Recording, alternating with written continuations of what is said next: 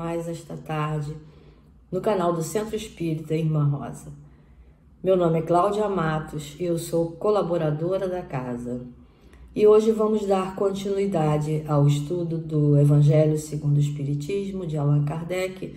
Estamos estudando o capítulo 16, Não se pode servir a Deus e a Mamon. E nas instruções dos Espíritos, hoje estudaremos o item 13, a riqueza concentrada. E esse estudo será feito pela Miriam Nascimento, que também é colaboradora da casa. Mas antes, nós vamos fazer a leitura de uma página e fazer a nossa prece inicial de harmonização. A leitura da página está no livro Momentos de Paz, psicografado por Chico Xavier, e é uma mensagem de Emmanuel intitulada Beneficência, que diz assim: todo pão que repartes é valor que acumulas. Agasalho que dês faz-se apoio a ti mesmo. Coragem que transmitas é uma luz que te segue. Ofensa que perdoas é a paz que te acompanha. Não espere dos outros compensações quaisquer de todo o bem que faças. A resposta é de Deus. Vamos orar? Vamos elevar nossos pensamentos ao nosso Pai, ao nosso irmão querido Mestre Jesus, a espiritualidade amiga do CI, a todos os espíritos que estão em nosso redor nos ajudando. Rogamos a todos por essa tarde, que seja uma tarde de paz e que o Evangelho de nosso Mestre toque nossos corações, nossas mentes e cuide para que possamos cuidar dos nossos pensamentos e das nossas atitudes. Pedimos também pela nossa irmã Miriam, que fará uso hoje da palavra, para que seus caminhos sejam sempre de luz e de bênçãos. Que assim seja, graças a Deus. Vamos ouvir agora Miriam Nascimento. Obrigada, Cláudia. Olá, amigos. Sejam todos bem-vindos a mais um encontro nesse espaço virtual, de convivência do Centro Espírita Irmã Rosa, e que essa paz do Mestre possa serenar os nossos corações, nos convidando a essa reflexão de hoje do Evangelho segundo o Espiritismo. Conta o espírito Neio Lúcio, na obra Jesus no Lar, na psicografia de Francisco Cândido Xavier, que em um determinado momento de um encontro na casa de Pedro, em uma roda de conversa com Jesus, haviam ali aqueles companheiros falando sobre a prática do bem. E essa prática do bem no dia a dia. Muitos ali surgiam com alguns questionamentos, tentando entender como efetivamente ajudar ao próximo, quando muitos ali não tinham nenhum tipo de recurso. Então, eles perguntavam: como expressar a compaixão sem dinheiro? Por que meios incentivar a beneficência sem recursos monetários? E com essas interrogativas, diz Neio Lúcio, grandes nomes da fortuna material eram invocados e a maioria inclinava-se a admitir que somente os poderosos da terra se encontravam à altura de estimular a piedade ativa quando o mestre interferiu, opinando bondoso. E aí então Jesus começa a contar a história de um servo fiel, um sincero devoto da lei, que havia ali sido convidado à prática do bem. Mas ele vivia em extrema pobreza ele não tinha nenhum recurso, ele não tinha nem como tirar uma mínima parcela do seu para dar ao outro. Então ele ficava ali um pouco chateado, entristecido, porque o sistema da sociedade dizia que a ajuda ao próximo se resumia a essa prática externa do dar algo, de oferecer algo. O sentimento de beneficência ele era resumido em algo material, na caridade material. Então Jesus começa a falar que ele, apesar de ter esse bom coração, porque ele, de alguma forma, né, ele sentia esse desejo de auxiliar, ele estava sempre ali trabalhando em prol do bem. Então ele estava sempre com boas palavras, quando ele encontrava alguém que estava entristecido, ele estava sempre ali, né, desejando boas palavras, sempre levando, escutando, assim, dando conforto, né, estímulo àqueles que estavam em sofrimento. E, ao mesmo tempo, estava assim, um pouco angustiado, porque ele achava que aquilo não era o suficiente, que ele precisava realmente distribuir o agasalho e o pão àqueles que estavam ali necessitados, né? Ele também tinha uma família, filhos, então ele também tinha ali muito trabalho, né, para poder dedicar e poder dar o mínimo de sustento para os seus filhos. E ele, então, mesmo assim, ele reconheceu que ele precisava, né, fazer alguma coisa, que fazia parte do grande movimento solidário todo mundo se ajudar. E aí, então, ele começou a fazer, né, um exercício de usar os recursos que ele tinha. Então, ele começou, por exemplo, quando existiam assim, pensamentos inferiores, né, que vinham ali, pensamentos negativos, ele começava a fazer um trabalho de sair daquela sintonia, né, um exercício de sintonia. Quando alguém vinha falar, contar uma fofoca, né, pessoa lá com a intenção da maledicência, o que ele fazia? Ele, de forma educada, ele se retirava, ele não dava continuidade à fofoca, ele cortava ali, né? Ele percebia ali que era uma coisa negativa, ele saía fora. Mas quando a pessoa vinha diretamente já falando mal de alguém, ele, de alguma forma, ao mesmo tempo, ele trazia, né, ele respondia compartilhando alguma virtude que ele via naquela pessoa. E assim, com várias questões, né? A questão da enfermidade, quando ele estava ali tratando de alguém, por exemplo, muito nervoso, com cólera, ele percebia que não adiantava discutir, porque aquela pessoa estava enferma de alguma forma, tinha algum tipo, né, de desequilíbrio, então ele não revidava. E assim, com tantas outras atitudes, né, que ele via a ausência do bem, e ele então ali devolvia, né, o mal com o bem, sempre tentando tratar as pessoas de uma forma amena, sempre respeitosa, né, amorosa. E aí chegou em algum momento em que, depois de toda essa jornada, de passar a vida toda tendo esse tipo de atitude, ainda assim lhe faltava, dava essa sensação de que a caridade verdadeira não estava sendo feita, porque ele não tinha ali os recursos materiais para matar a fome, né, que é esse primeiro impulso de necessidade do ser humano. Porque muitas vezes estamos envolvidos com outras necessidades, né? Mas a necessidade básica de se alimentar, do descanso, é algo assim fundamental para a gente poder seguir, né? A gente, sem alimentação, a gente não consegue nem ficar em pé, né? Então a gente causa uma série de deficiências no organismo, enfim. Então esse primeiro, uma moradia, alguém, um teto para morar, um mínimo, né, de qualidade de vida que todo ser humano necessita. E ele ficava muito angustiado. Ele passou a vida toda tentando usar esses recursos que ele tinha, mas ainda com aquela sensação de que ele não estava fazendo realmente a caridade verdadeira, né? E quando chega o momento de retornar à pátria espiritual, ele então desencarna e ele se vê diante ao grande juízo, que é, na verdade, o juízo das nossas consciências.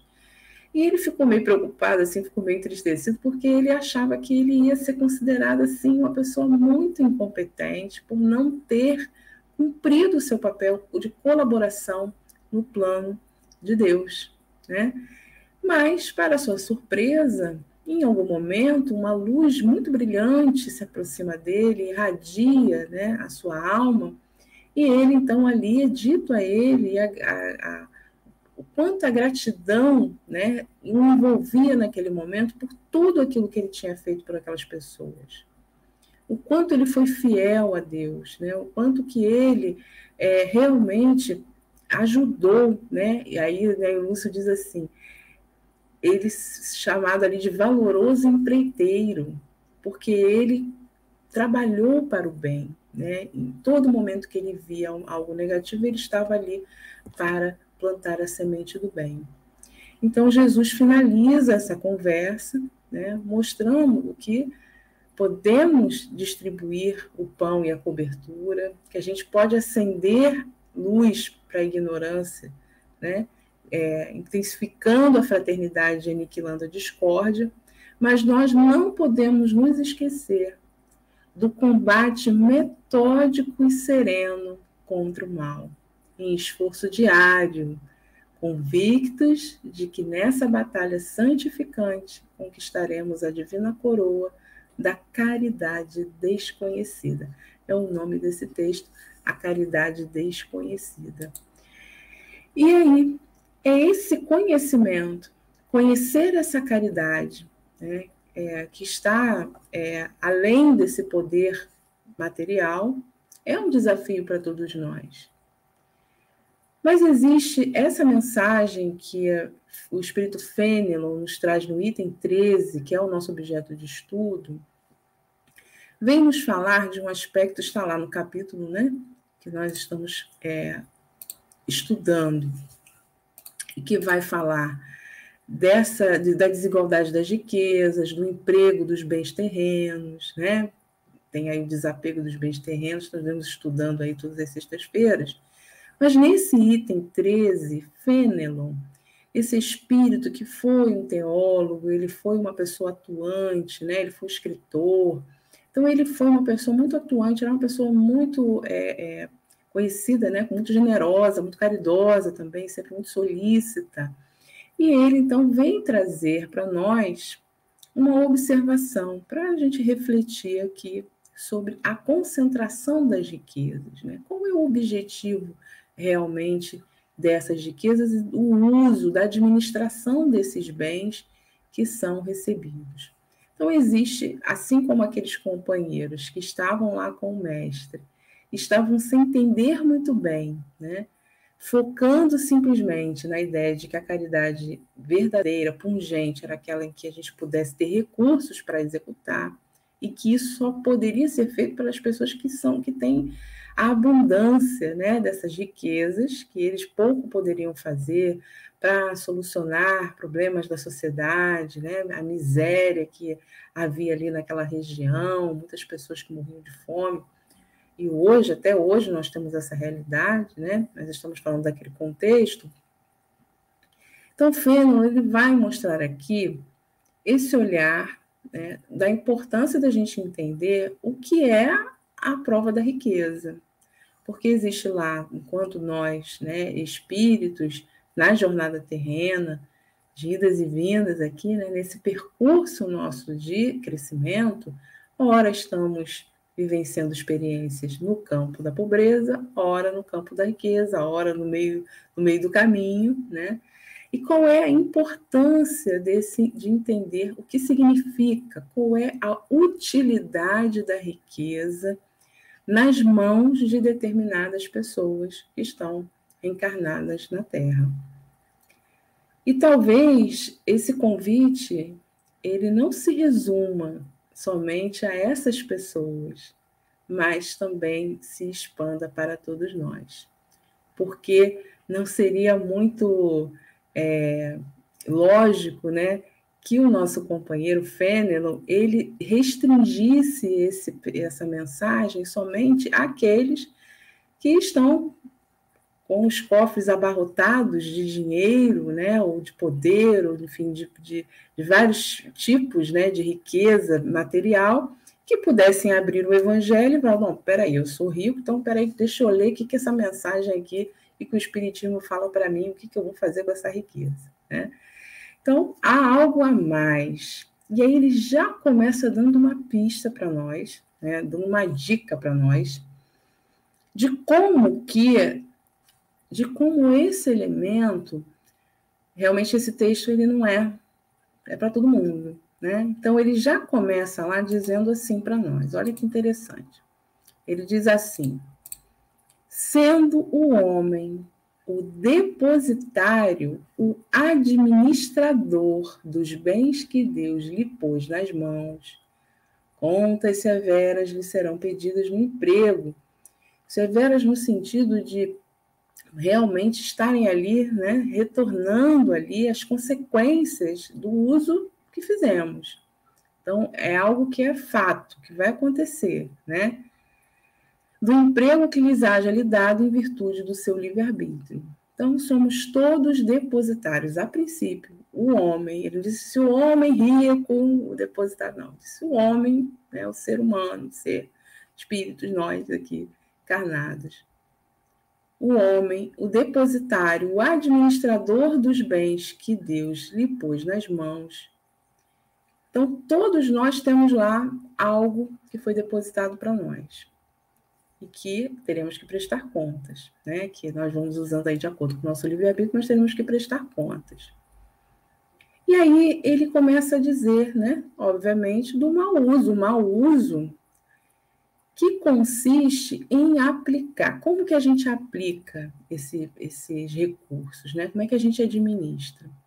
Então, é muito importante a gente entender que a riqueza, que os bens terrenos, sejam eles adquiridos a partir do momento que você está, no momento da sua vida, seja através de uma herança, às vezes a condição da família, né, em que nós já vivemos e que trazem patrimônios, que trazem investimentos, e que nós vamos vivenciando nesse núcleo, né, que tem ali, possui ali vários tipos de recursos, que a aplicação desse recurso pode ser utilizado para nós. Nós podemos buscar conforto, nós podemos buscar lazer, nós podemos investir, né, em qualidade de vida, nós podemos usufruir desse dinheiro, desses recursos. Às vezes não é só o dinheiro, às vezes é um patrimônio mesmo, né, físico, enfim, tem várias formas de nós termos patrimônio.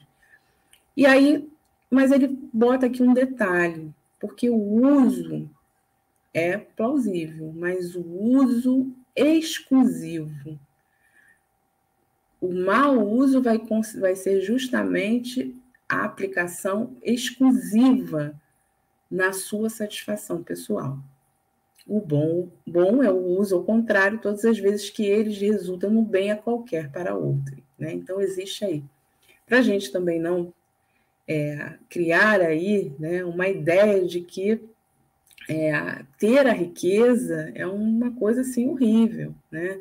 No sentido moral, na questão do crescimento moral, porque a gente vê, olha, na questão material é muito bom a gente ter certas preocupações, né? Que quem não tem dinheiro não vai ter, né? E que quem tem facilidades, tem realmente acesso a muitas coisas, tem muito mais facilidade, apesar de ter outros problemas, né? Porque ninguém é isento de problema. Então, muitas vezes, a prova da riqueza vai trazer problemas ali subentendidos que a gente não vai conseguir enxergar, mas que vão também acarretando um certo sofrimento, né? O sofrimento de ter que o recurso naquele momento para você utilizar, para você alimentar os seus filhos, para você ter o básico, para você poder fazer. Olha, eu só quero o básico, né?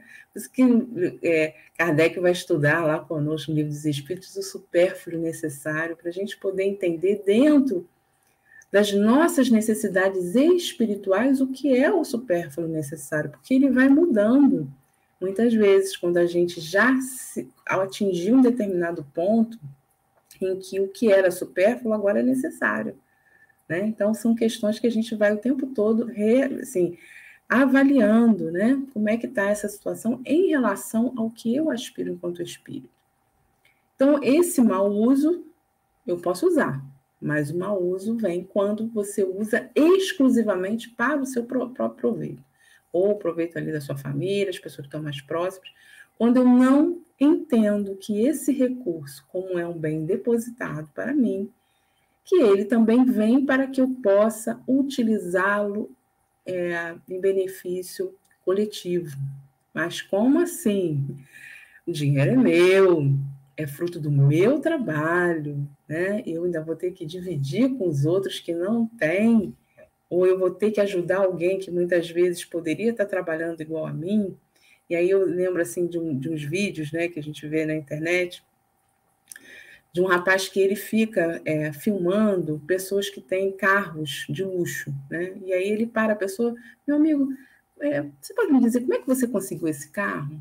E aí a pessoa diz, olha, muito trabalho, trabalho muito, né?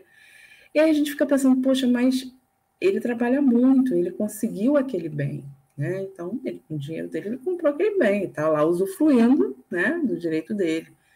Mas é aquela outra pessoa que trabalha muito também e que não consegue comprar esse carro, né? Então, a lei divina, ela tem, claro, um senso de justiça muito diferente do nosso. E a reencarnação, ela vem explicar para nós esse processo de aprendizado, né? Que ora a gente se reveza em várias situações para que a gente possa desenvolver ali diversas qualidades, diversas condições de entendimento, né, do verdadeiro sentido da vida.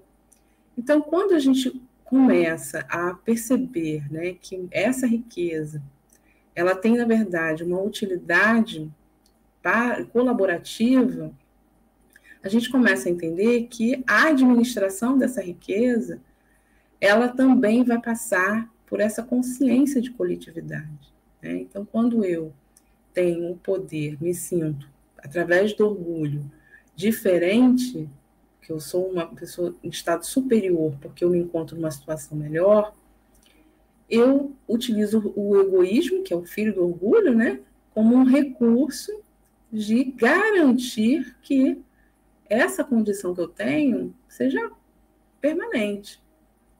E aí, para isso, eu vou ter que abrir mão, claro, de olhar para a coletividade, né? E existem várias formas de a gente olhar para a coletividade. E ele vai falar aqui sobre isso, né, mais à frente. Aí ele vai dizendo que a beneficência, ela está justamente, a mensagem de Emmanuel, né, lá no início, fala da beneficência como essa oportunidade que a gente tem de observar os recursos que nós temos, né, dessa forma mais simples, ao invés de rotularmos lá como algo dos recursos, sempre voltado para o recurso material. Então, ele diz, a beneficência é apenas um modo de empregar-se a riqueza. Ela dá alívio à miséria presente, aplaca a fome, preserva do frio e proporciona abrigo aos que não têm. Mas é também necessário, né, que a gente ajude a prevenir a miséria, para que a gente não vá lá com a água ficar apagando o fogo, mas que a gente ajude a não pegar o fogo, aquilo não pegar fogo. Então, existe aí uma infinidade de possibilidades. E aí, a gente vai pesquisando, né, junto a muitos pensamentos de economistas, antropólogos, sociólogos, para tentar explicar a questão da desigualdade social, né, no mundo, não é só no Brasil, no mundo. O Brasil tem um grau altíssimo, né, de concentração de riqueza. Quer dizer, 1% da população, né, que concentra a riqueza tem ali 28% de todo o valor, né, que se encontra, então, desses patrimônios. Então, a gente vê que todo o restante, né, tem ali, está muito abaixo dessas grandes fortunas. E aí, a gente vê, muitas vezes, pessoas que se mobilizam nessas grandes fortunas para fazer justamente o que Fênelon está dizendo aqui, né? Usar essa riqueza, esse recurso para auxílio, para prevenir, para amenizar esse impacto que a miséria acontece. Mas muitos teóricos, né, muitas pessoas, estudiosos, enfim, e da área da economia e tal, vão desenvolver várias teorias, várias frentes, né, de soluções para problemas que nós criamos lá no passado. Mas o Livro dos Espíritos também vai trazer, falando sobre a desigualdade das riquezas, né, lá na questão 811, Kardec vai perguntar se será possível já terá existido a igualdade absoluta das riquezas? Então, será que simplesmente a transferência, a divisão, se essas pessoas dividissem, olha, eu vou pegar aqui tudo que eu tenho, vou dividir com cada um aqui, né? Todo mundo está assistindo a live aqui, ó, vai receber aqui igualmente, né, todos os bens aqui que nós reunimos aqui das pessoas mais ricas, nós vamos distribuir. E aí, não só o Livro dos Espíritos fala isso, como muitos desses economistas e estudiosos, inclusive, comprovam com países que fizeram isso, né, em algum aspecto econômico no país, na economia, ali no plano de economia, de pegar esses recursos e dividir igualmente. E perceber que depois de um tempo, esses recursos, na mão de alguns, acabou. A fome continuou porque aquele recurso acabou. Cada um administra de um jeito, né? Então, os espíritos vão responder que não é possível, que isso não é possível. E aí isso se opõe à diversidade das faculdades e dos caracteres. Cada um vai administrar de uma forma. Então, como é que a gente faz essa administração dessas riquezas, né? Se a gente não pode dividir, se eu vou transferir, como é que eu vou garantir que essas pessoas vão utilizar essa riqueza, que eu estou fazendo realmente o bem? E existe um grupo de pessoas, de bilionários, né, as pessoas mais ricas do mundo, que é um grupo, inclusive, que foi criado pelo Bill Gates, né, um dos homens mais ricos que nós temos aí no planeta, né, junto com outras pessoas. Eles criaram um grupo, eles dizem que é uma organização de bilionários focada na filantropia. E o objetivo desse grupo, eles dizem, que é ajudar na redução da pobreza, ajudar os refugiados, ajudar em desastres, na saúde global, né? Quer dizer, no país, no mundo todo, trabalhar essa questão da saúde, da educação, capacitação de mulheres e meninas, pesquisa médica, reforma da justiça criminal, sustentabilidade ambiental, artes e cultura, né? Então, esse grupo inclui mais ou menos 200 pessoas entre 30 e 90 anos e representam lá 27 países, cada um tem lá um representante. E essas pessoas, de alguma forma, né, elas, então, ajudam. Mas a gente vê aqui as diversas formas de ajuda, que não é uma simples transferência, né? Eu vou transferir aqui esse valor para que essa fome seja aplacada. Existe uma mobilização. Para muitos, é simplesmente uma transferência mesmo, né? Eu estou transferindo, isso vai bater no meu imposto de renda, eu estou cumprindo a minha parte, pronto, já fiz aqui, já resolvi, já ajudei o planeta, né? Já fiz a minha parte. É uma coisa formal, né? Mas para outros, já começa a ser uma percepção de que esse uso da riqueza tem a sua função mesmo, a função social, a função de auxiliar no movimento, movimentar essas fontes de trabalho, quantas organizações não governamentais, quantos grupos se mobilizam, a própria Casa Espírita, né, é muito ajudada, e a importância de ser esse captador de captar esses recursos para poder desenvolver os seus trabalhos. Então, existem muitas frentes de trabalho nesse sentido, né?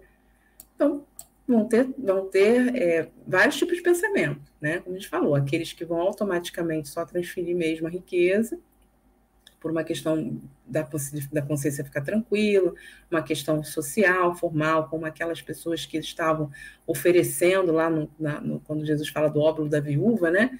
Quando as pessoas estavam externamente, olha, estou fazendo caridade, está aqui, ó, estou dando, né? Holofotes, né? Olha só como eu estou fazendo bem, como eu estou sendo caridoso. E vão ter aquelas pessoas que realmente vão entender que a força que tem aquela transferência de riqueza, né? Porque ali aquele recurso que lhe sobra, que tem ali em abundância, ele vai ser fundamental para movimentar a sociedade. E aí a gente avança aí para um pensamento que é muito importante, que não é só o da assistência, né? A gente tem falado sobre isso aqui, é a questão realmente da promoção social. Então, você não é criar vínculo de dependência. Eu vou criar uma dependência, né, para que a pessoa fique ali sempre ganhando aquele dinheiro, como muitos alegam nos projetos, nos programas sociais, que dão ali aqueles valores fixos para as famílias que realmente necessitam, e que a gente não sabe, né, o grau de necessidade que é, só quem vive que sabe, mas que é temporário, porque a dependência, ela limita até a pessoa a desenvolver as suas habilidades, né, a colocar as suas habilidades em prática, a buscar, pela sua própria condição, uma vez conquistada, uma vez desenvolvida, né, também recursos, utilização dos seus próprios recursos para outras pessoas também, porque isso é uma rede.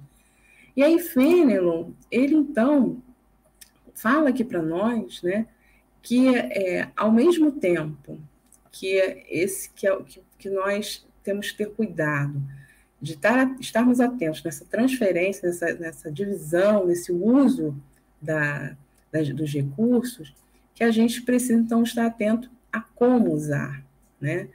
A gerar empregos, ele diz assim, vamos promover, né, situações e oportunidades para que essas pessoas estudem, para que elas possam ter condição. E isso, às vezes, não é só quem está lá na faixa da miséria, né? Mas qualquer pessoa que esteja, no momento, desprovida de algum recurso e que, naquele momento, vai ter ali um investimento de alguém, uma atenção, né?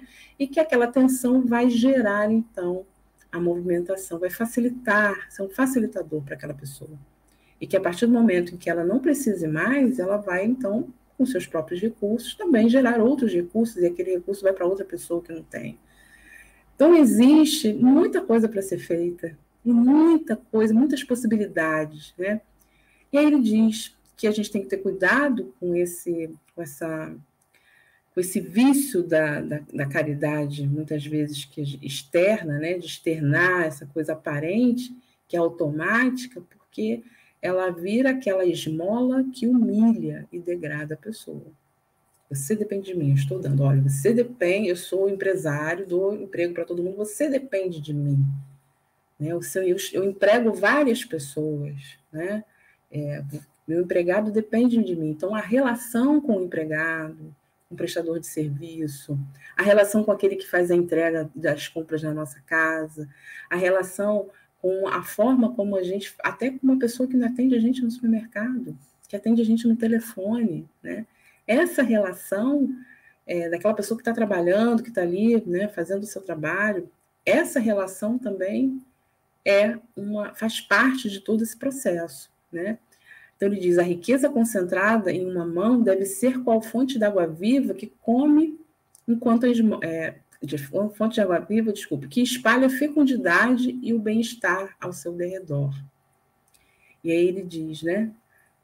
Quanto é bom, ó ricos, empregar, né? Segundo as vistas do Senhor. Quer dizer, nesse desejo coletivo de crescimento, onde nós vamos compartilhar esse bem-estar, essa qualidade de vida, né? Através dessa administração desses recursos. E aí ele cita a parábola dos talentos, né? Aquele servo fiel que teve lá, foi depositado lá os talentos, considerado aquela moeda da época, né? E que vários, né? Um foi lá e conseguiu multiplicar um pouquinho, o outro conseguiu multiplicar mais, o outro guardou com medo e considerado lá o avarento, né? Que guardou e não quis aproveitar, utilizar essa riqueza, concentrou, ficou lá guardadinho, né? Então, Jesus chama a atenção principalmente, né, ele diz aqui, das esmolas, né, que naquele tempo, no país que ele vivia, não se conheciam os trabalhos, as artes e a indústria, que foram criadas depois. e nas quais as riquezas podem ser aplicadas utilmente para o bem geral, quer dizer, dar a esmola quando for preciso, mas quando for possível, converter em salário, né, a fim de que aquele que o receba não se envergonhe dela. A oportunidade de trabalho, a oportunidade de estudo. E aí a gente volta lá para a gente finalizar o nosso encontro de hoje. A gente volta agora para a casa de Pedro. Vamos lá para a casa de Pedro, sentamos lá na roda de conversa com Jesus de novo. Por que Jesus acalmou o coração deles, contando aquela história, né, daquele homem que não tinha recursos nenhum? Para nos mostrar, como cita lá Irmão X, o Espírito Irmão X, ele vai contar uma história, na verdade ele vai trazer, né,